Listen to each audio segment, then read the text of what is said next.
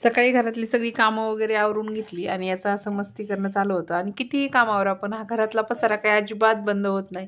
आणि त्यानंतर मला शिवायचे होते काही ब्लाऊज, तर मला 4 ब्लाऊज शिवायचं आजचं माझं टार्गेट होतं.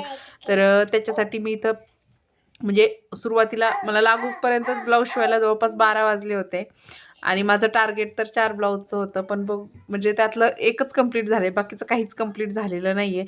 हे ते 4 ब्लाऊज होते अस्तरचे, 2 वेल्वेटचे होते आणि 2 जे आहेत ना, तर ते म्हणजे सगळे 4ही ब्लाऊज अस्तरचे आहेत, पण वेल्वेटच्या ब्लाऊजांना शिवायला वेळ लागतो. आणि प्लस जे कापड सुळसुळ असतं ना एकदम, त्याला पण खूप जास्त वेळ लागतो. त्यानंतर काय झालं, 2 तास आरेशला झोपी लावता लावता मीच झोपी गेले आणि एक पण ब्लाऊज नाही झाला. फायनली असा तसा करून एक ब्लाऊज शिवला आणि नंतर संध्याकाळच्या जेवणामध्ये फक्त खिचडी भात बनवायचा होता, मग तो लावून घेतला.